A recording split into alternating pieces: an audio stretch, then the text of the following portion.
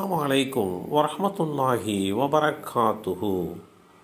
ஒழுக்க நெறியுள்ள நமது சந்ததிகள். ஸாயிப் இப்னு யஸீத் ரலியல்லாஹு அன்ஹு அவர்கள் அறிவித்தார்கள், நான் 7 வயது சிறுவனாக இருந்தபோது நபி ஸல்லல்லாஹு அலைஹி வஸல்லம் அவர்களுடன் ஹஜ்ஜுக்கு அழைத்து செல்லப்பட்டேன். இந்த செய்தி ஸஹீஹுல் புகாரியிலே 1858 என்ற எண்ணிலே பதிவு செய்யப்பட்டிருக்கிறது. உலக வாழ்க்கையில் நாம் பெற்றிருக்கின்ற அருட்கொடைகளெல்லாம் மிகச்சிறந்த அருட்கொடை நம்முடைய சந்ததியினர். அந்த வகையில் அருட்கொடையாக கிடைக்கப்பெற்ற நம்முடைய சந்ததிகள் நமக்கு மிகப்பெரிய பாக்கியம்.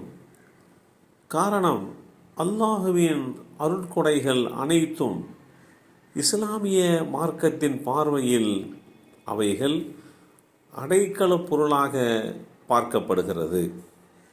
அடைக்கலப் பொருளாக வழங்கப்பட்ட அருட்கொடைகளான இந்த சந்ததியினரை நல்வழிப்படுத்தி அவர்களை ஒழுக்க நெறியுள்ள சூழலை சுகிக்க செய்கின்ற வகையிலே நாம் அவர்களுக்கு ஒரு நல்ல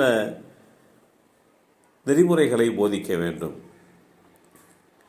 ஆனால் தற்போது இருக்கக்கூடிய உலகத்தில் நம்முடைய சந்ததிகளை ஒழுக்க நெறியுள்ள சந்ததிகளாக வார்த்தெடுப்பது என்பது மிகப்பெரிய சவாலாக அமையப்பட்டிருக்கிறது. குழந்தைகளிடம் ஆதிக்கம் செலுத்தும் வெளியில் இருக்கக்கூடிய காரணிகளாக பார்க்கப்படுகின்ற பல்வேறு விதமான பொழுதுபோக்கு இயந்திரங்கள், சமூக ஊடகங்கள், இவற்றின் ஊடாக அவர்களை மீட்டெடுப்பது என்பது எல்லையை பாதுகாக்கின்ற இராணுவ வீரருக்கு ஒப்பான சிரமமாக ஒவ்வொரு பெற்றோருக்குமே அமையப்பெற்றிருக்கிறது. அந்த வகையில் ஒவ்வொரு பெற்றோரும் கண்ணும் கருத்துமாக தம்முடைய சந்ததிகளை ஈருலகத்திலேயும் சிறந்தவர்களாக வாழ்த்தெடுக்க கடமைப்பட்டுள்ளார்கள். வேதமறை குர்ஆனிலே அல்லாஹ் குறிப்பிடுகிறான், எந்த நம்பிக்கையாளர்களின் சந்ததிகள் தங்கள் பெற்றோர்களை பின்பற்றி நம்பிக்கை கொள்கிறார்களோ அந்த சந்ததியினர்களின் நன்மைகள் குறைவாக இருந்தும் அவர்களின் பெற்றோர்கள் திருப்தி அடையும் பொருட்டு அவர்களுடைய சந்ததிகளையும் அவர்களுடன் சொர்க்கத்தில் சேர்த்து விடுவோம். இதனால் அவர்களுடைய பெற்றோர்கள் நன்மைகளில் எதையும் நாம் குறைத்து விட மாட்டோம். ஒவ்வொரு மனிதனும் தான் செய்த செயலுக்கு பிணையாக இருக்கிறான். அல் குர்ஆன் அத்தியாயம் 52 சூரத்து தூர் வசனம் 21 இந்த செய்தி தெளிவுபடுத்தப்பட்டிருக்கிறது. நம்முடைய சந்ததிகளுக்காக வேண்டி பிரார்த்திக்க வேண்டிய கடமைப்பாடு ஒவ்வொரு பெற்றோருக்குமே உண்டு. எங்கள் இரட்சகனே, எங்கள் மனைவி, எங்கள் மக்கள் இவர்களை எங்களுக்கு கண்குளிர்ச்சியாக வைத்தல் புரிவாயாக, பயமுள்ளவர்களாக,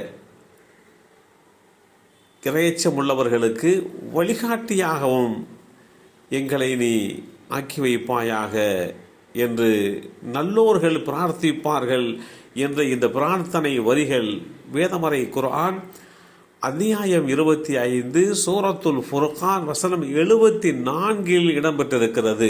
பொதுவாக அல்லாஹ் சொல்வான், நம்பிக்கையாளர்களே, நீங்கள் உங்களையும் உங்கள் குடும்பத்தினரையும் நரக நெருப்பிலே இருந்து பாதுகாத்து கொள்ளுங்கள். அதனுடைய எரிகட்டை, அந்த நரகத்தினுடைய எரிகட்டை என்பது மனிதர்களும் கற்களுமாகும். அதில் கடின சித்தமுடைய பலசாலிகளான வானவர்கள் ஏற்படுத்தப்பட்டிருக்கின்றனர்.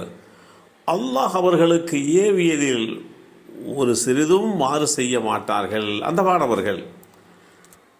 வானவர்கள் பாவிகளை வேதனை செய்யுமாறு தங்களுக்கு இடப்பட்ட கட்டளைகளையே அவர்கள் செய்து வருவார்கள்.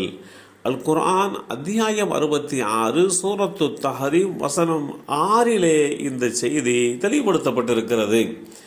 இப்படி நாம் வாழ்கின்ற இந்த வையகத்தில் நம்முடைய சந்ததிகளை சிறந்த சந்ததிகளாக, ஒழுக்க நெறியுள்ள சந்ததிகளாக வார்த்தெடுப்பதற்குண்டான வழிமுறைகளை, பிரார்த்தனைகளை இஸ்லாம் நமக்கு காட்டி தந்திருக்கின்றது.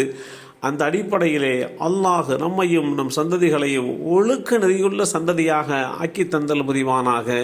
அஸ்ஸலாமு அலைக்கும் வரஹ்மத்துல்லாஹி வபரகாத்துஹு.